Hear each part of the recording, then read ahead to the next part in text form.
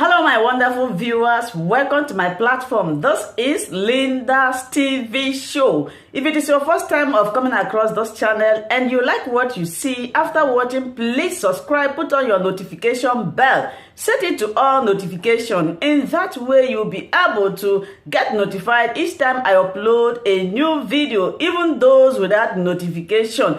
Here we react to all forms of videos, international and local. Every Saturday by 2 p.m. we have our interaction section. You are free to call in to air your opinion about the happenings in our society. Invite your friends, share my videos with your families and colleagues. Do not keep this information to yourself. Myself, I will be sitting down here to watch this video together with you from the beginning to the end. Then we'll go to the comment section and leave our comment, our opinion about the video we watch constructively. Obasanjo has a disdain for Bola Tinubu, for Bola Tinubu's extra courage, extra guts, extra audacity to take Obasanjo to court on account of the creation of additional local government development areas in Lagos. Up to the Supreme Court and Bola Tinubu won. It was only on the coming on board of the next president after Obasanjo that Lagos money was released. He has that disdain for Bola Tinubu, and he told the government that Bola Tinubu is not an option because he has so many issues surrounding himself, his personality, his genealogy, and his academic qualification, such that he have the fear that maybe, probably, perhaps, Bola Tinubu may not make it to the presidential polls. And of course, Uncle Abdullahi told him that my grudge with Atiku is that in 1999, I am supposed to have been nominated as the vice president of Atiku. But somehow I was blocked. Even a ministerial slot was not given to me. For that reason, I will never promote an Atiku. Where did I get this story?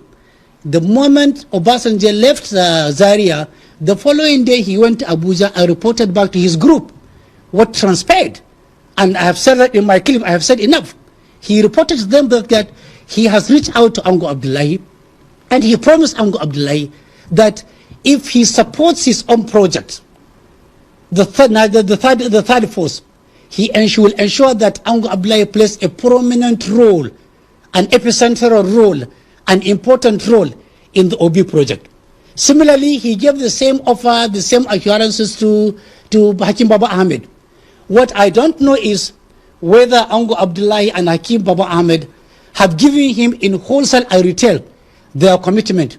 Maybe passage of time will bring out the truth of the actual thing and the actual answer they gave an Obasanjo. But for sure, if Obasanjo is not promoting Atiku, and he will never do that, if he's not promoting Tinubu, he will never do that. He is not going to promote Konkoso. We all know this. Who is he going to promote? The answer is very clear. It's an OB. He lives in the UK. Okay. And he consumed by his work. Okay. And I want Alaji, I can tell him, I'll bet any amount for anybody to prove or say that is my son. He's shorter. He's listening, so. Okay. So let's go to some key issues. Social media was agog yesterday that you had a vice presidential candidate already, Yusuf Dati Baba Ahmed. I mean, what's your take on that? What's your take on vice presidential candidates? And also, I'd like to ask you, since you're speaking about the issues, you were in Morocco at some point, you were in Egypt, you say you're going to study the power sector. A lot of people are saying, why don't you talk to the stakeholders here? That shows that you're not prepared for this job when you're going around to study. Okay, well, two things. The issue of vice presidential candidates, we're talking to quite a number of people. And, that that they mentioned is very qualified. I wish he's the one, because what am I trying to do? It's people like him that I actually would like to work with. One, I wish I can work with somebody who is much younger, because we need to start lowering these barriers of this and bring people, younger people with fresh ideas, with have something to offer, than just keep recycling this ourselves and claiming we have been there too for several times, or is our turn, or is our children. No. We need to start dealing with. So that we're talking to, and we will announce it as soon as we're ready, and which will be very soon. On issue. So are you confirming?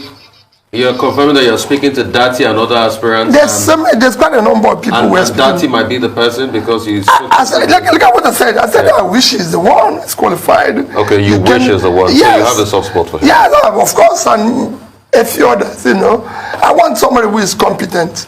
We need to. I said I'm building a team. Okay. Rufai, I'm building a team. That team has to be a team that is formidable, a team that cannot take, even from me as president, anything. I want to assemble the type of team I had in Anambra State, and I said to them from day one, if you agree with me in 3 meetings, you go. That means you don't have your own idea. I want those who can look at my face and say, Mr. President, you're wrong. And you're wrong. Because I don't know everything. And I want to learn. Deal for you. Eh? That Yusuf Dati Baba. Oh yes, of course. If I want people that can come in there and say to me, like, no, you're wrong. You can't do this. Because that's what we need. We need to save this country, and you can only do that with the team. On the issue of my traveling, let me tell you, leadership and learning is inseparable. If they tell you somebody is doing something well, you go and learn. What are they doing? What are they not doing? And that has taken me, from the time I've started this experiment or getting involved in politics, I've been to 31 countries learning. It is important, it's critical. You asked specifically, I was in Morocco. Why did I go to Morocco? Morocco, just to show you, Morocco is about 36 million. Their export last year was over $50 billion. They don't know spend on oil. In our own, with oil included, it's under 30 billion, and we're 200 million. Morocco didn't export any oil. But if the natural resources was small, it was mainly manufactured goods. Vehicle alone was almost 10 billion. In Morocco, Morocco runs the best seaport in Africa, doing twice the cargo tonnage of all Nigerian ports put together. Morocco. So I have to go there. Morocco is doing so well that today Morocco issues bond, Euro bond, at 2-3%. Nobody can. Today in Nigeria, people are skeptical about buying Nigerian bond even at 14-15%. So a differential of about 10-13%. Morocco. I had to go and see what they're doing. I drove from Rabat, the capital, to the port in 3.5 hours. No police, nothing. Straight road, got to the port. You wouldn't even know. You think there's nothing happening in the port. I was there. They viewed the people and everything. That's why I went there. To know what they're doing that we're not doing. You learn. I went to Egypt. Egypt, Vietnam, India, they plot the highest, fastest electricity in the past 5 years. And I said, let me start with Egypt. I'm going to go to the other ones. Egypt moved their power generation distribution from less than 20,000 in 2015 to today, 58,000. Those who are asking don't know what happened. That's what they did. You need to go and see what they were able to do. Today, Egypt's power requirement is 30,000 megawatts. Okay. Their generation and distribution is 58,000. I want to study who did the plant, who are the contractors, how did they get the funding. I've been able to ascertain. I visited the plants, went to the company that built it, met with the CEOs, not the small people, CEOs of the companies that are involved, went to the power holding company of Egypt, met the top people in government who are involved in this, you know, talked a bit with the financiers in Egypt. I've also gone to Europe to meet the financiers. Rufai, what you hear, what you see here is that people go into government and start giving excuses. What I saw when I came in, what we did, I want to see everything now, calculate the sources on which I'm going to solve it. So when I go there, I hit the ground running. That's what I did in Anambra State. People are saying, have you I'm talking to the stakeholders. And what are they telling you about the power sector here? Based on what they told me is why I'm studying this. That's why I'm going to. I don't want to come there and they said, fine, I don't want to go there and start giving excuses. The job of a leader is not to give excuses, is to solve a problem. I don't want to be one of those who will be hired, and when I go there, I start reminding them of where they're coming from. When you're hired because the person there is not doing well. So your job is after talking to the local people here, that's when you went to Egypt to look for solutions? Completely. And the local people here didn't provide any solutions? No. They have you have to blend all these ideas. They've done their own and everything. Let me give you an issue of security. I was with the IG of police the other day.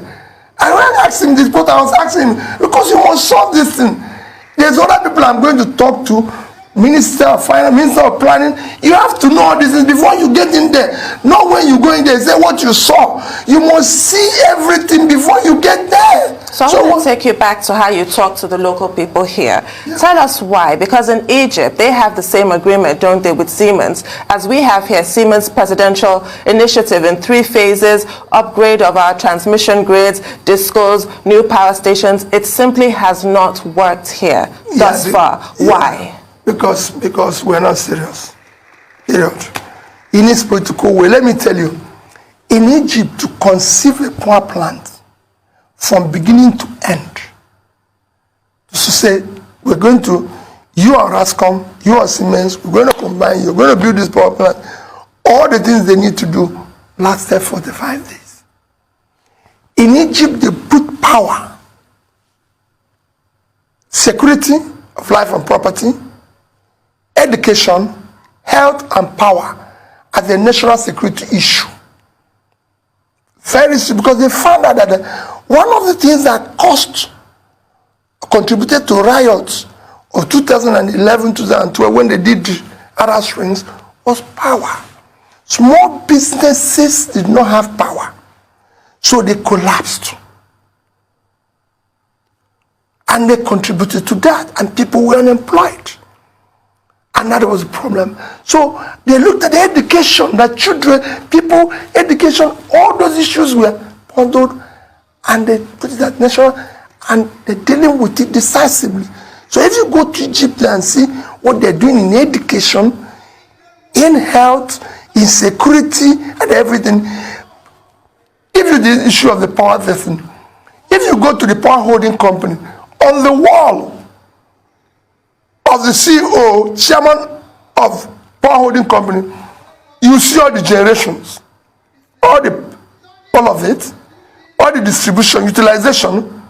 The day I was there, the entire utilization was 27.8 thousand megawatts. Total generation was 52,000.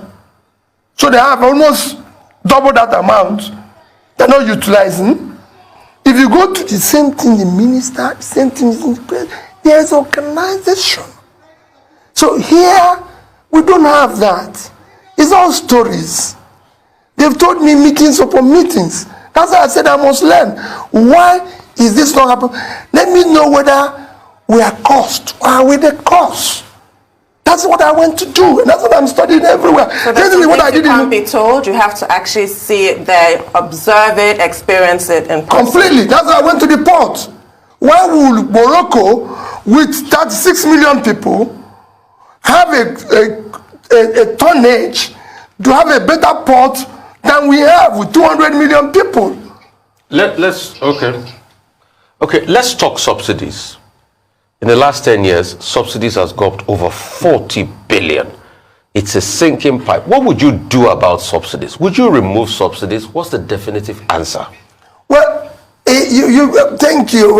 I was going to mention that we have spent over $40 billion in subsidy.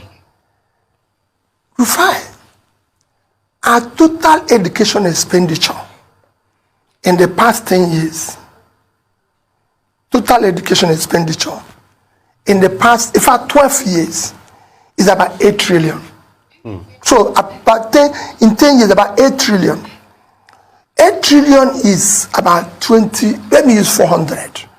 It's about $20 billion. Tell me, Rufai, which country of the world, the most two critical engine of development is health and education. And your expenditure in health and education in the past 10 years is about $20 billion. Go and check the records. And you spent 40 in subsidy. $40 billion. 40 billion subsidy.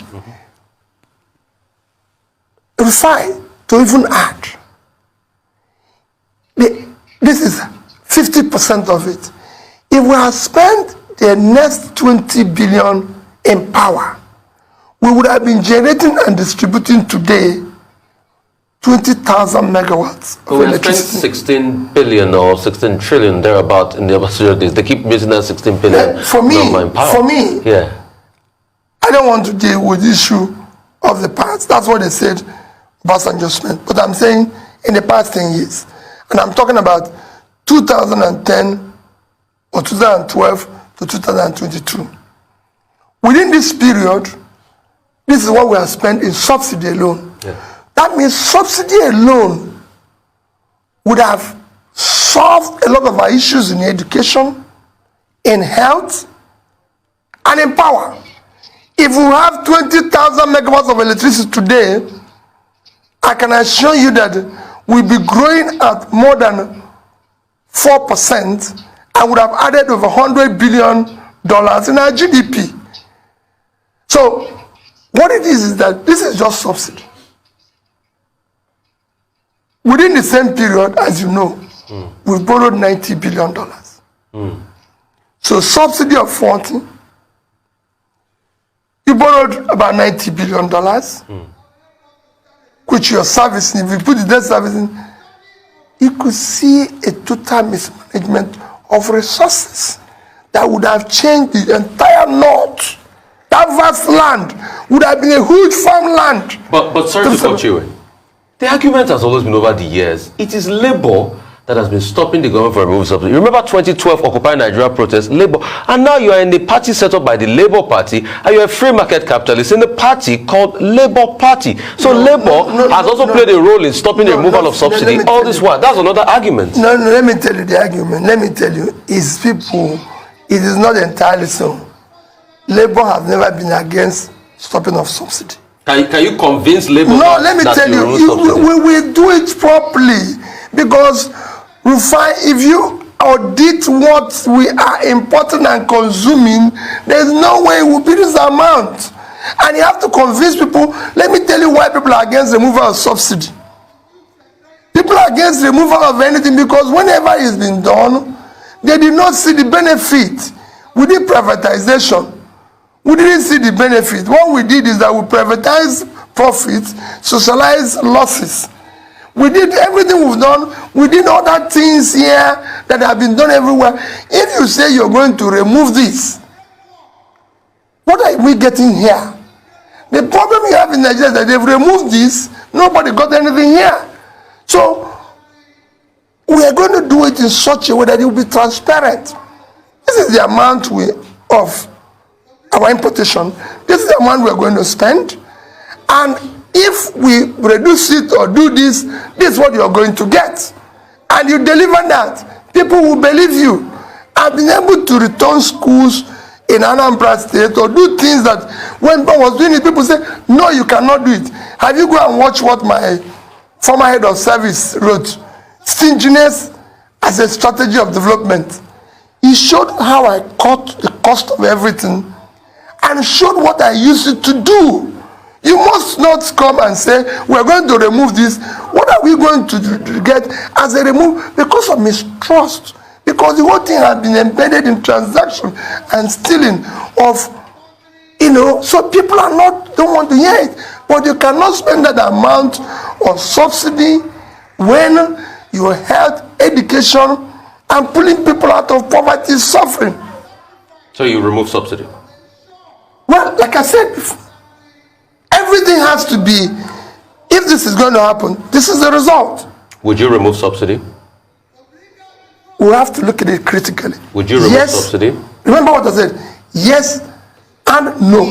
We have to study. I will remove it, but I have to offer them what would be equivalent of what we are removing. So your answer on subsidy is yes and yes, and yes. No. Would you remove subsidy? Yes, but because because I'm going to use the resources to do something that will benefit. But if I'm not going to do that, I'm not going to remove it. Okay. You must be able to offer something in replacement of what you're trying to do. I cannot spend $40 billion on subsidy and spend 50% of that in education and health. Even in security, where our security budget has not been up to that. Are you saying that subsidy is more important than security of life and property? These are things you must do. You must be able to say, if we keep this, we will not get this. If we keep this, we will not get this. But because of mistrust, I will say that subsidy is a scam. And I still maintain it. So we have to look at it. How much are we importing? Who is consuming it? Why are we going to keep this? And there's so many scams all over the place, including the cost of governance. We're going to look at it. It's not going to be a business as you am going. And that is why people are telling you, oh, it's good at the economy, it's not good at this, it's not that good, because they know that if I'm at the #1 position, I'll be able to say, no, you can't continue with this. So they want a situation where it will continue, but let Peter be here. If I'm qualified to be vice president, I'm qualified to be president. Okay. On that note, we'll take a short break. Please stay with us. We'll be back with more with Peter Obi.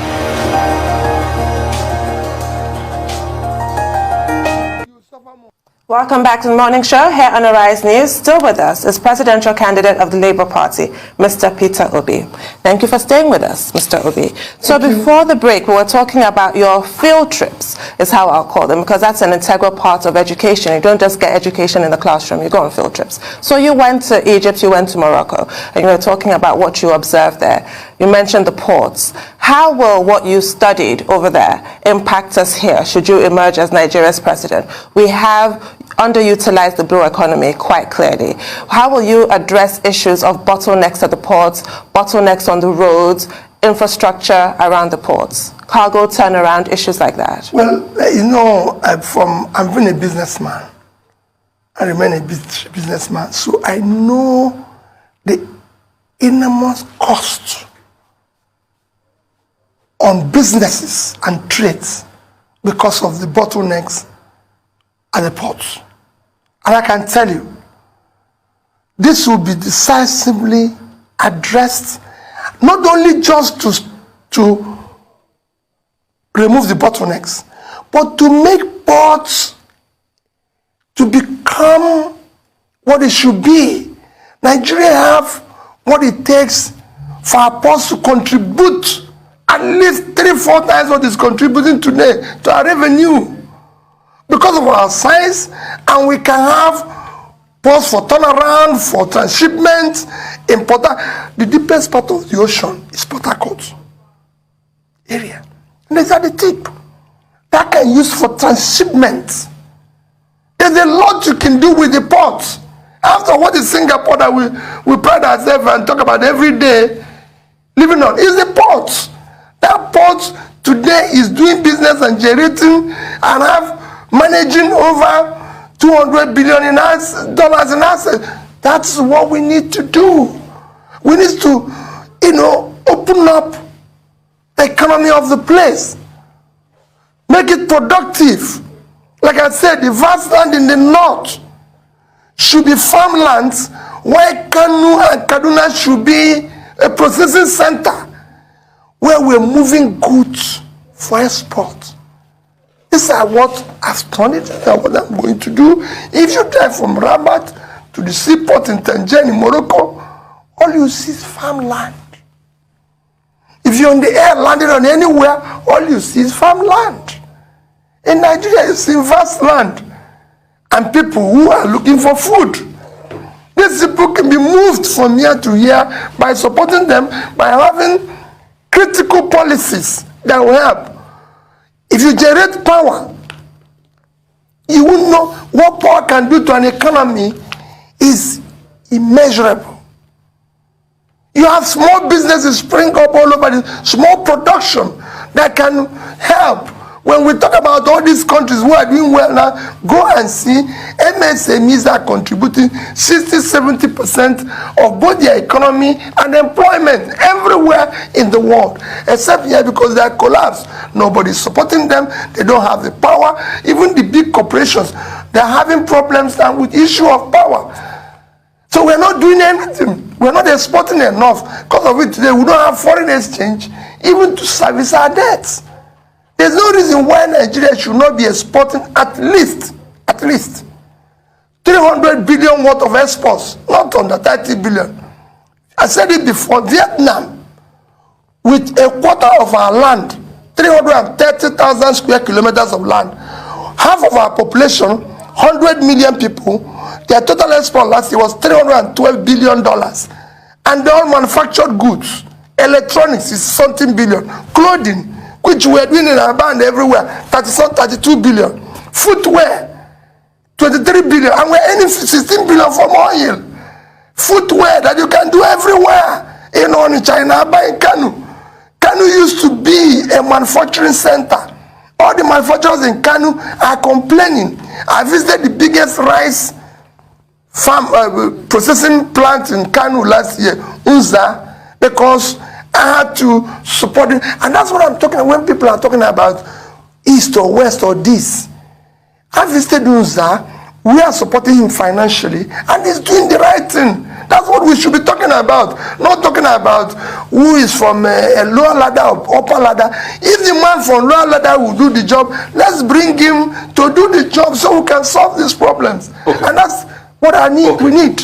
We've been having the port problem. We've not been able to solve it. What specifically would you do to make turnaround time in port about 24 hours? They just put in an app called ATO. We can't still solve the problem. Specifically, the first 3 steps. And secondly, when are we going to see your manifesto? Let me tell you. Let me start with the issue of my manifesto. We're going to see it. Refine. Britain today operates on written constitution. Let all these glossy things people write. Let's look at the man who is saying this and who is writing all this. I can hire professors in university and they write something that I don't even believe, that doesn't even make meaning to me. I'm saying, go and look at my records, whatever I've told you. I've experimented in private sector, in public sector, so there's a reference to what I'm saying I will do. When it comes to the issue of ports that you said, I said I'm a trader. I know the enormous cost. If you borrow money today, refine, and say you're going to do importation from UK to Nigeria, you borrow money, say, okay, Nigeria, if you borrow money at 20%. If you're very lucky, let's say you borrow 10 million naira, so you're going to pay 2 million at the end of 1 year. You start to do importation. First is that you will not find the dollar. If you find it, you import goods, you pay for it, and then from UK, it takes 2 weeks to come to Nigeria. It takes you 3 months to clear Nigerian port. So what will you do to change that? So you are paying interest for 3 months on your 2 million for nothing. You can change it. You clear goods in Cotonou in 2 days. I'm just putting it, even do it in 1 day. You do it in Ghana, you do it in Ivory Coast. I've been involved with the port. I've actually been a part of probing the port. I've actually traveled because of the port to Singapore and everything. I've studied what works. So what would you do to make it like Ghana and Cotonou, specifically? Very simple. Yes. It's a human factor. Okay. And you deal with it. It's a human factor. Quote me anywhere. It has nothing. What they do there is not different from what we do here.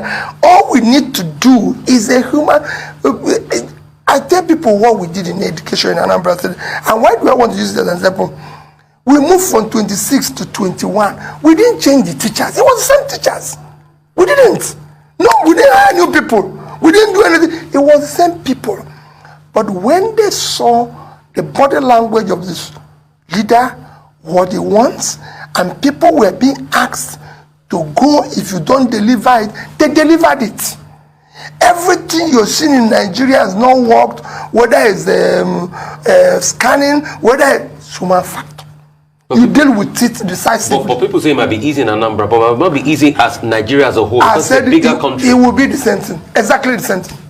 Quote me anywhere. I've been involved in the banking industry. Go and check. We took the smallest bank and became 25 billion bank. I was a chairman.